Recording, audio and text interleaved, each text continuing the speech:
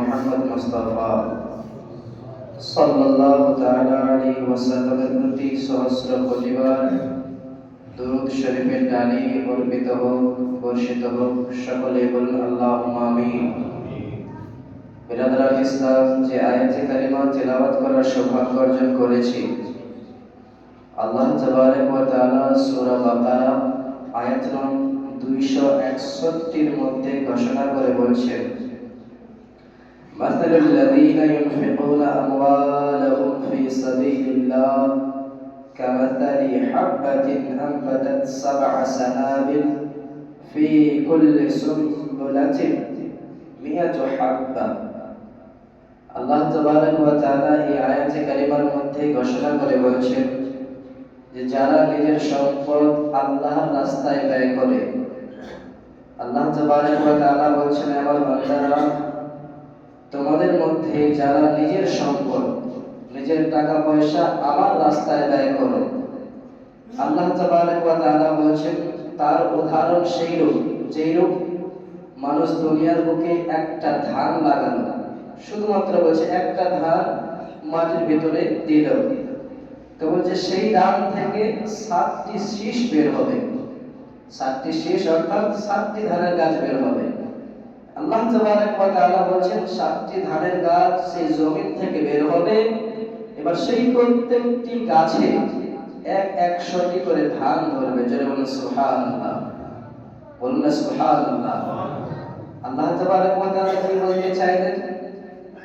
বলছেন, আমার বান্দারা, তোমরা যদি আল্লাহর রাস্তায় তোমাদের সম্পদ থেকে 1 টাকা খরচ করো, 1 টাকা, আল্লাহ তাআলা বলছেন সেই 1 টাকাটাই তোমাদের 1 টাকা থেকে 7 টাকা আমি আল্লাহ করব।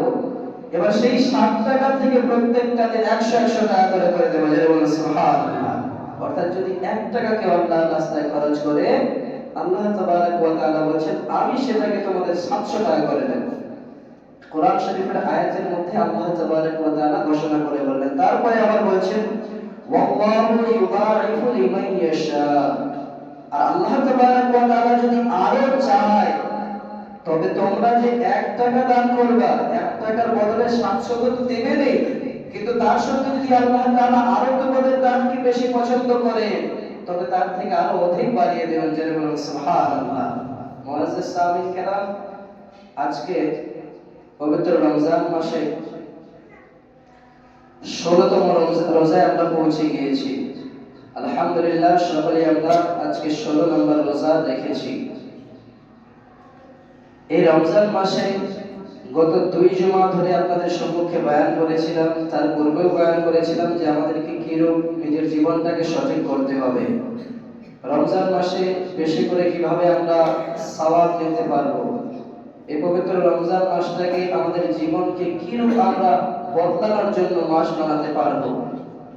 মুআজ্জিজ সামিন কেরাম, আসুন আজকে সেই বিষয় নিয়ে কিছু আলোচনা করব, যার মধ্যে যে আয়াতে কারিমা তেলাওয়াত করেছি, আল্লাহ তাবারক ওয়া তাআলা যে বলছেন যে তোমরা আল্লাহর রাস্তায় ব্যয় করলে তোমাদের ফায়দা কতটা, তার সঙ্গে আমরা এটার বিষয়ে সকলে অবগত আছি যে পবিত্র রমজান মাসে যদি কেউ এমনিতে 1 টাকা দান করে তো 70 টাকার হকদার হয়, অর্থাৎ 70 টাকার সওয়াব পায়। আর আল্লাহ তাবারক ওয়া তাআলা এই আয়াত কারিমার মধ্যে যে বললেন, তো এই জায়গায় আম করে বলেছেন, সাধারণ করে বলেছেন, যে কোনো মাসে তোমরা আল্লাহর রাস্তায় খরচ করবা, আমি আল্লাহ তোমাদেরকে 1 টাকার বদলে 700 টাকা দেব। আর এবার যদি আমরা এই রমজান মাসে দান করি, তবে 700 × 70, 770 গুণ আরো বাড়বে। আলহামদুলিল্লাহ, আল্লাহ তাবারক ওয়া তাআলা এই মাসের অনেক ফজিলত রেখেছেন, আমরা সকলে এই বিষয়ে অবগত আছি। বিরাদরান ইসলাম, মুআজ্জিজ সামিন কেরাম, দান খায়রাত করার জন্য প্রায় মানুষকে বলা হয়, যেরকম এর আগেও আমি যাকাতের বিষয়ে বলেছিলাম যে যাদের উপরে যাকাত ফরজ হয়েছে অবশ্যই বের করবেন, যদি না বের করবেন তবে কাল কিয়ামতের দিবসে এমন হবে যে আপনার সেই টাকা, যে টাকার থেকে, কিংবা সেই সোনা, যে সোনার থেকে, কিংবা সেই চাঁদি, যে চাঁদির থেকে, অথবা আপনার সেই ব্যবসার জিনিস, যে জিনিস থেকে আপনি যাকাত বের করবেন না, সেই জিনিসগুলি, সেই বস্তুগুলি কিয়ামতের দিবসে আপনার শরীরের মাংস খাবে। আপনার শরীরের এমন মাংস খাবে যে আপনার শরীরে আর মাংস থাকবে না, শুধুমাত্র হাড্ডি বেঁচে থাকবে আপনার শরীরে। আমি যদি যাকাত না বের করি, আমার উপরে যাকাত ফরজ হয়ে গেলেও, তবে আমারও সেই কিয়ামতের দিবসে হাসরের ময়দানে আমারও মাংস সেই টাকা খাবে যে টাকার আমি যাকাত বের করব না। তার সঙ্গে আরো বলেছিলাম যে নবী পাক সাল্লাল্লাহু তাআলা আলাইহি ওয়াসাল্লাম বলেছেন, যেই ব্যক্তি যাকাত বের করবে সে যেন নিজের মালকে হেফাজত করে নিল, তার সঙ্গে আল্লাহ তাবারক ওয়া তাআলা তার মালের হেফাজত করবেন। বিরাদরান ইসলাম, এই সমস্ত কিছু বয়ান করেছি, কিন্তু বিশেষ করে আজকে যে আয়াত কারিমা তেলাওয়াত করার মূল একটা উদ্দেশ্য, সেই উদ্দেশ্যটা হলো যে আসুন আজকে আমরা পবিত্র রমজান মাসের তৃতীয় নম্বর জুমা পেয়েছি। এই জুমাতে আমরা সকলে ইরাদা করি, নিজের মনটাকে পরিষ্কার করি, আল্লাহর রাস্তায় ব্যয় করার জন্য ইরাদা করি। কেননা আমি যে নিজের থেকে তৈরি করে আপনাদের সম্মুখে কোনো আয়াত তৈরি করে বলবো এমন আমার হাইসিয়াত নেই। আর শুধুমাত্র আমারই না, এই পৃথিবীর বুকে কারো এতটা হাইসিয়াত নেই যে আল্লাহর কোরআনের সঙ্গে ছেলেমেলি করে দেয়। আল্লাহ তাবারক ওয়া তাআলা কোরআন শরীফের মধ্যেই ঘোষণা করে বললেন, হে আমার বান্দারা, তোমাদের মধ্যে যারা আমার রাস্তায় খরচ করবে, আল্লাহ তাবারক ওয়া তাআলা বলেন, যদি বান্দা তুমি আমার রাস্তায় 1 টাকা খরচ করো, আমি আল্লাহ সেই তোমার 1 টাকার বিনিময়ে সেই 1 টাকাকে প্রথমে 7 টাকা করব। এবার 7 টাকা করার পরে সেই প্রত্যেকটা 1 টাকায় আমি 100 টাকা করে জয়েন করব। অর্থাৎ টোটাল মিলে তুমি যদি 1 টাকা আমার রাস্তায় খরচ করো, আমি আল্লাহ তোমার 1 টাকার বিনিময়ে 700 টাকা খরচ করার ন্যায় সওয়াব দেব।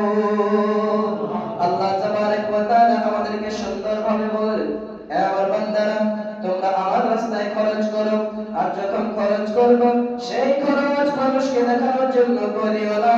যদি মানুষকে দেখিয়ে করবা, তবে তোমার সেই খরচ বৃথায় চলে যাবে, কোনো তার বদলা তুমি পাবে না। আল্লাহ তাবারক ওয়া তাআলা তারপরে আমার কোরআন শরীফের মধ্যে সূরা বাকারা 200 বাকারার আয়াত নং 262 এর মধ্যে আরো ঘোষণা করে বলেন, আল্লাযীনা ইউনফিকুনা আমওয়ালাহুম ফি সাবিলিল্লাহ সুম্মা লা ইউতবিউনা মা আনফাকু মান্নান ওয়া লা আযান লাহুম আজরুহুম ইনদা রাব্বিহিম ওয়া লা খাউফুন আলাইহিম ওয়া লা হুম ইয়াহজানুন।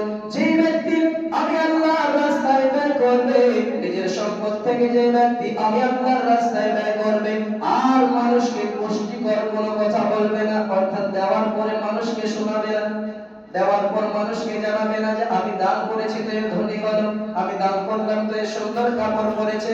আল্লাহ তাআলা বলছে, যে ব্যক্তি নিজের সম্পদ থেকে আমি আল্লাহর রাস্তায় ব্যয় করবে, আর ব্যয় করার পরে যে ব্যক্তি নিজের জুবান দিয়ে বলবে না যে আমি আল্লাহর রাস্তায় ব্যয় করেছি, সেই ব্যক্তির জন্য আমি আল্লাহ বলি আমার নিকটে তার অনেক বড় বদলা রয়েছে, তার সঙ্গে সঙ্গে তার কিয়ামতের দিবসের জন্য কোনো ভয় থাকবে না।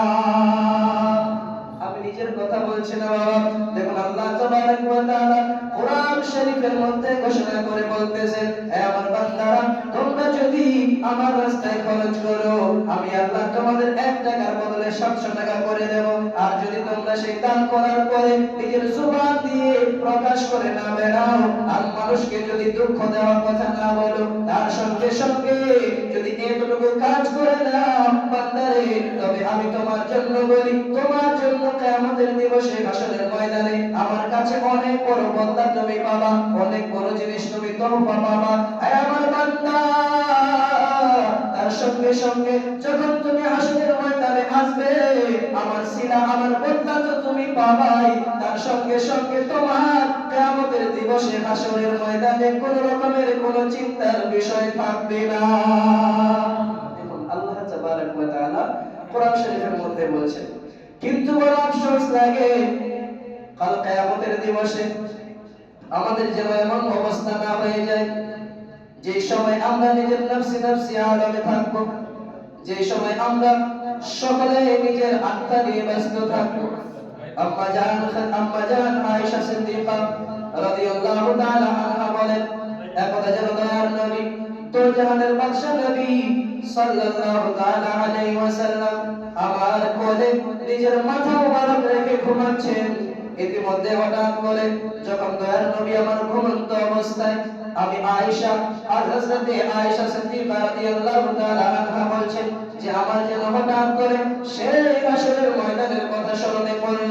আর যখন এই হাসরের ময়দানের কথা স্মরণে এসেছে, আমি আয়েশা যেন কান্না করতে লেগেছি। আমার চোখ থেকে অশ্রু বয়ে যায়, আমি কান্না করি। তো জাহানের বাদশা নবী আমার কোলে মাথা রেখে ঘুমিয়েছেন। হঠাৎ করে আমার চোখ থেকে অশ্রু দুই এক ফোঁটা যেন দয়ার নবীর চেহারা মুবারকে পড়েছে। যখনই দয়ার নবী সাল্লাল্লাহু তাআলা আলাইহি ওয়াসাল্লামের চেহারা মুবারকে আমার চোখের জল পড়েছে, দয়ার নবী যেন জেগে গিয়েছেন। জাগার পরে জিজ্ঞাসা করেন, আয়েশা আয়েশা তুমি কেন কান্না করছো একটু বলো।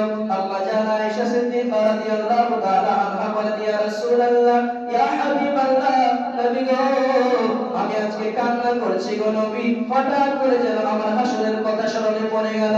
ইয়া রাসূলুল্লাহ, আমি জানতে চাই যে হাসরের ময়দানে কি এমন সময় হবে যেই সময় কেউ নিজের আপনজনকে চিনবে না। বলে, ইয়া রাসূলুল্লাহ, ইয়া হাবিবাল্লাহ, সেই হাসরের ময়দানে এমন কি কোন সময় আসবে গো নবী যেই সময় নিজের পিতা নিজের সন্তানকে চিনবে না। ইয়া রাসূলুল্লাহ, নিজের মা নিজের সন্তানকে চিনবে না। ইয়া রাসূলুল্লাহ, নিজের স্বামী নিজের স্ত্রীকে চিনবে না। ইয়া রাসূলুল্লাহ, এক কথায় দুনিয়ার বুকে যত আপনজন রয়েছে সেই হাসরের ময়দানে কেউ চিনবে না। এমন কি কোন সময় আসবে? তো জাহানের বাদশা নবী সাল্লাল্লাহু তাআলা আলাইহি ওয়াসাল্লাম যেন বলতে লাগলেন, আয়েশা শোনো শোনো, হ্যাঁ হাসরের ময়দানে তিনটা সময় এমন সময় আসবে আয়েশা যে সময়ে কেউ কাউকে চিনতে পারবে না।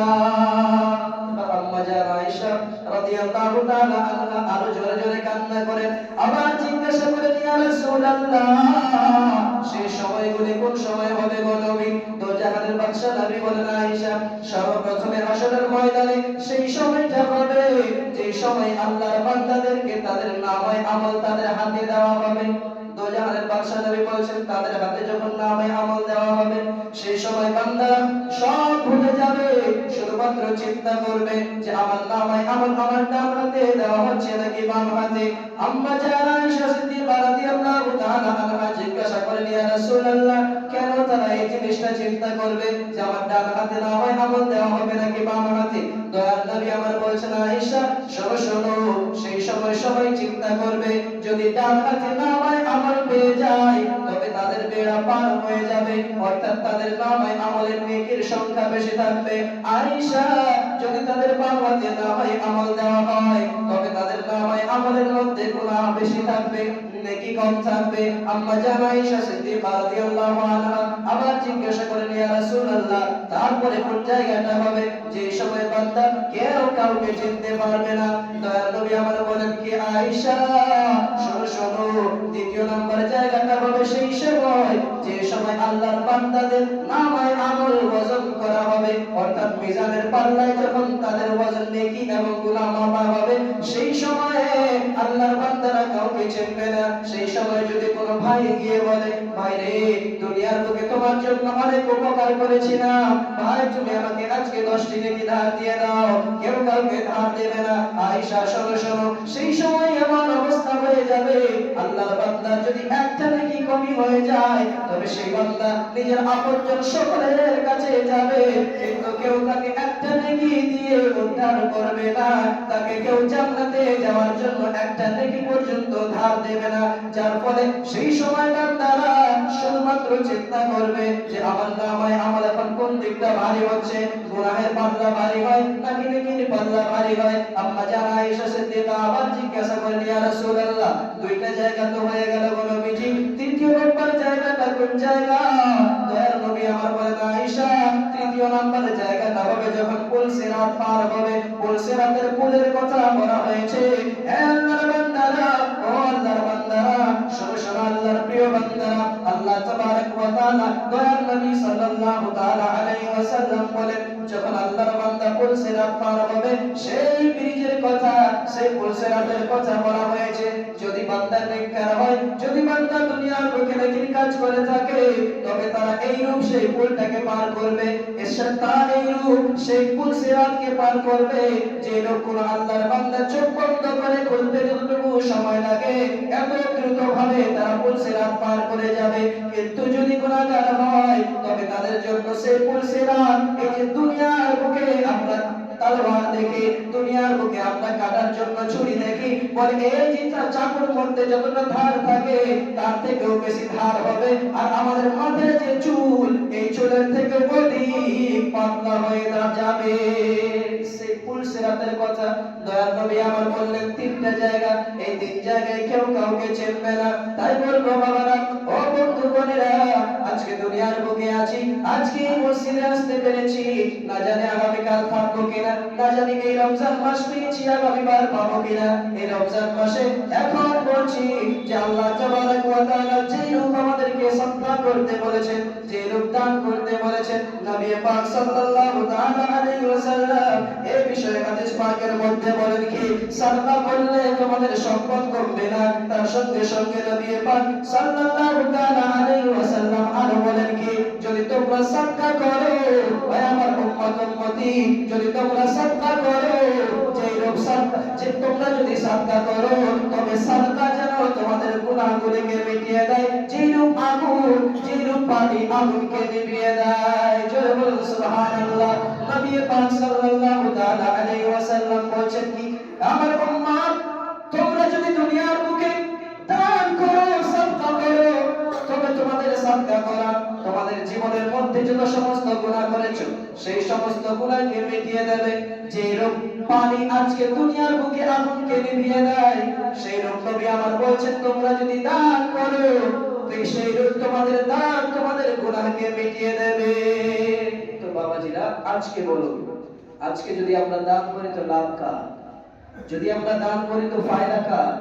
আল্লাহ তাবারক ওয়া তাআলা তো বলে দিয়েছেন তোমরা 1 টাকা দান করবা, 1 টাকার বদলে আল্লাহ তাবারক ওয়া তাআলা উদাহরণ দিয়ে বলে দিচ্ছেন, বুঝিয়ে দিচ্ছেন, বান্দারা শোনো, যেরূপ তোমরা ধানের শীষ, ধান একটা তোমরা মাটির ভিতরে লাগালা, সেই মাটির থেকে এক ধান থেকে 60টি গাছ, 60টি শীষ বের হয়ে আসলো।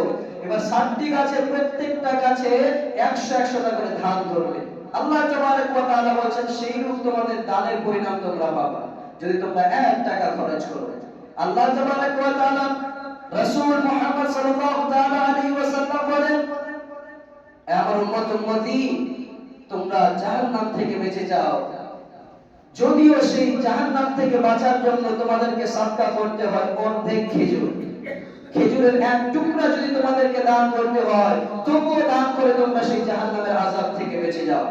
নবী পাক সাল্লাল্লাহু তাআলা আলাইহি ওয়াসাল্লাম হাদিস পাকের মধ্যে বলেন, যদি আল্লাহর বান্দা আল্লাহর রাস্তায় একটা খেজুর সাদকা করে, তো আল্লাহ তাবারক ওয়া তাআলা সেই একটা খেজুরকে এত বড় করে দেয়, আল্লাহ তাবারক ওয়া তাআলা এত বড় করে দেয় যে যেরূপ আজকে উহুদ পাহাড়ের তুলনা দেওয়া হয় যে উহুদ পাহাড় বড়, তো সেইরূপ নবী আমার বলছেন যে আল্লাহ তাবারক ওয়া তাআলা তার একটা খেজুর সাদকা করার বদলে সেই একটা খেজুরকে উহুদ পাহাড়ের ন্যায় বড় করে দেয়। জোরে বলুন সুবহানাল্লাহ। বিরাদরান ইসলাম, আজকে নবী পাক সাল্লাল্লাহু তাআলা আলাইহি ওয়াসাল্লাম আরো বলেছেন, যারা দুনিয়ার বুকে দান করবে তারা আল্লাহ তাবারক ওয়া তাআলার রহমতের ছায়ায় থাকবে, যেই সময় কোনো জায়গায় ছায়া থাকবে না, যেই সময় কোনো জায়গায় ছায়া থাকবে না, অর্থাৎ কিয়ামতের দিন হাসরের ময়দানের কথা বলছেন নবী পাক, যে তোমরা দুনিয়ার বুকে যদি আল্লাহর রাস্তায় ব্যয় করো, তবে সেই দিন অর্থাৎ হাসরের ময়দানে তোমাদেরকে আল্লাহ তাবারক ওয়া তাআলা এমন জায়গায় ছায়া দেবে যে জায়গায় কেউ ছায়া পাবে না, যে জায়গায় কোথাও ছায়া থাকবে না, শুধুমাত্র রোদ আর রোদ। তো আল্লাহ তাবারক ওয়া তাআলার রাস্তায়, আল্লাহর রাস্তায় ব্যয় করুন। দেখুন, সকলেই যাকাত বের করবেন, তার সঙ্গে ফকির মিসকিন অনেক আছে, সকলকে দান খেরাত করবেন, তার সঙ্গে মাদ্রাসায় দেবেন, তার সঙ্গে খাস করে লক্ষ্য রাখবেন যে নিজের বাড়ির পাশে কেউ এমন ব্যক্তি আছে নাকি যার অসুবিধায় পড়ে আছে, এমন কোন ব্যক্তি আছে নাকি যে গরিব, খুবই গরিব, যে ঈদের জন্য কাপড় কিনতে পারে না, আর তার সঙ্গে নিজের টাকা থেকে অবশ্যই যাকাত বের করবেন। হিসাব করে দেখবেন, ব্যবসা করেন তো নিজের ব্যবসার জিনিসের কত দাম, কত মূল্য, সেই হিসাবে সমস্ত কিছু হিসাব করে মিলিয়ে দেখবেন। তার সঙ্গে এখন বর্তমান মূল্য রেট হিসাবে, বাজারের মূল্য হিসাবে, অর্থাৎ চাঁদের মূল্য হিসাবে যাকাত তার উপরে ফরজ যার কাছে 1,45,000 টাকা অথবা 1,45,000 অধিক আছে। কথা বোঝা গেল? যার কাছে 1,45,000 টাকা অথবা 1,45,000 থেকে অধিক আছে তার উপরে যাকাত ফরজ। এবার টাকার কথা বলছি তো কি এটা মনে করবেন না যে আমার শুধুমাত্র টাকা থাকলে যাকাত ফরজ হবে। তার সঙ্গে আপনার কাছে যদি সোনা থাকে, চাঁদি থাকে, কিংবা সোনার সঙ্গে টাকা থাকে, কিংবা সোনার সঙ্গে যে কোনো বস্তু থাকুক না কেন, ব্যবসার জিনিস থাকে, সব কিছুকে মিলাতে হবে। যদি আপনার কাছে চাঁদি আছে, চাঁদির সঙ্গে ব্যবসার জিনিস আছে, তার সঙ্গে টাকা আছে, তিনটাকে মিলাতে হবে যে কত টাকা হচ্ছে। তারপরে যদি দেখেন যে 1,45,000 টাকা পার হচ্ছে, তো সেই টাকা থেকে আপনাকে যাকাত বের করতে হবে। তার সঙ্গে আরেকটা বিষয় যে যদি কারো দেনা থাকে, অর্থাৎ লোন নিয়ে আছেন,